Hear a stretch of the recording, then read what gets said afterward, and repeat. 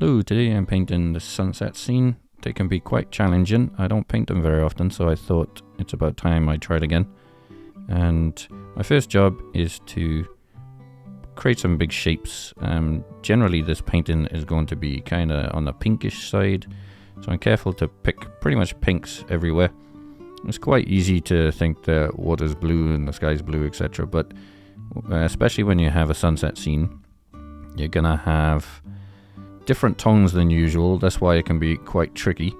But early on I tried to get roughly the right colors, but I'm not too concerned if they're that accurate.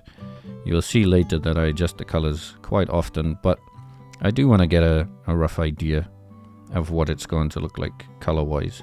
And so I stay in the pinks and purples and red areas for pretty much all of my colors. And it seems to work. It's quite difficult, I'm not gonna lie, but we'll see if it turns out okay in the end. So I'm using the color fill tool in Procreate, and if you use the select and then freehand, and then it's a little bucket, click the bucket and then you can make these nice quick shapes. And I have a fairly simple process to all of my paintings, is to layer down with big flat shapes, as you can see I'm doing now. I'm not that careful with the shapes, I just want a general idea of where things go. And I'm doing the same with the rocks here.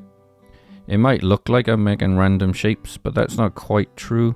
I'm very careful to angle the shapes and vary them and overlap them. And you get used to that over time. But one thing you might do if you're kind of new to painting is you might make everything separate. I used to do that myself. Like if I'm painting a bunch of leaves, I would make them all individual.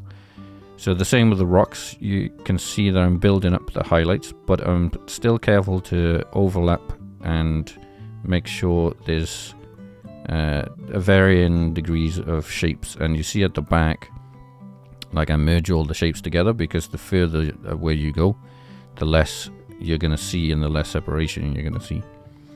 So you notice I jump around the painting quite a lot. So I'll go from the sky to the water to the rocks to the trees. The reason for that is I want to build up the painting as I go, and not just concentrate on one area. I mean, you can do that, but I think it works better if you bring it up all as a whole for consistency. So I'm starting the water. Now it always makes me a bit nervous to start the water.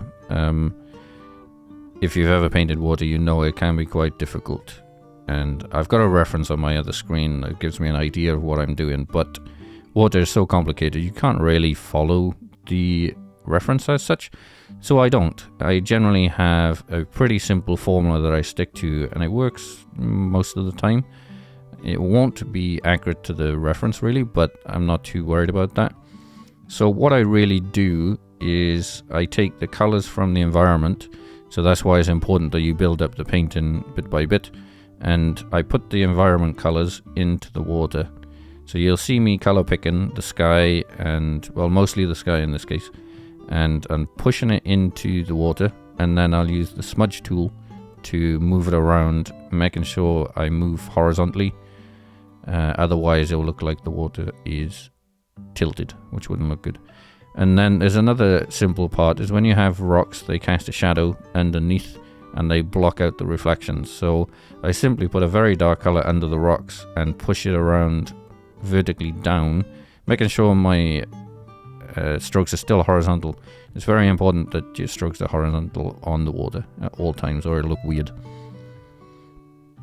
So you'll notice earlier I put in the big shapes for these trees, but I don't worry about the details until I hit the second phase, where I'll shape them all up. I'm using just one brush.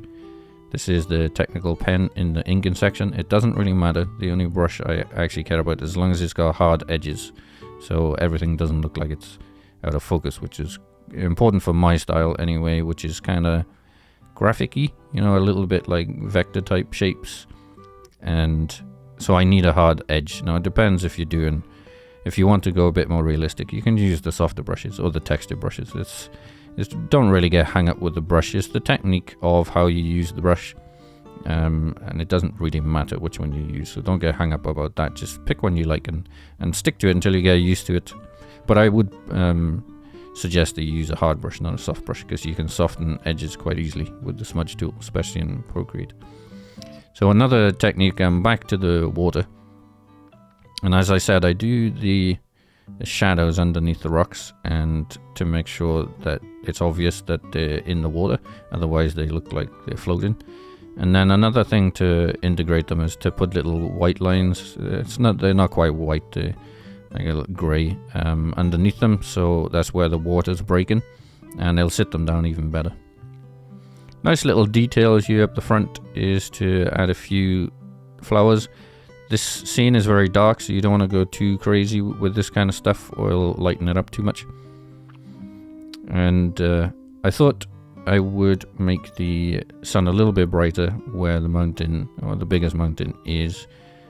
Simple again, each layer, and then smudge it in. Obviously we want the clouds a little bit softer, so you can do a bit more smudging there. But that's about it. I'm just fiddling with a few more details now, which are not that important really. And there we go, done. If you like that, give me a subscribe and a like, and I'll see you in the next one. Thanks.